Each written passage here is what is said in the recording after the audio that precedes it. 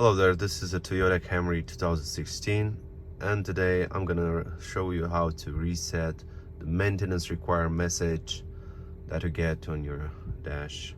So first, what you wanna do, go by hitting on this button right here, go to settings, find the settings right here, and then hit on the center button right here. And by hitting on this button, go and scroll down until you get to maintenance reset right here.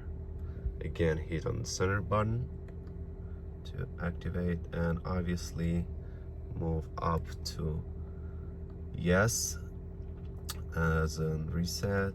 Hit on center button, maintenance reset complete, and you're done. Now we can go back to the default screen, and that's it. Peace.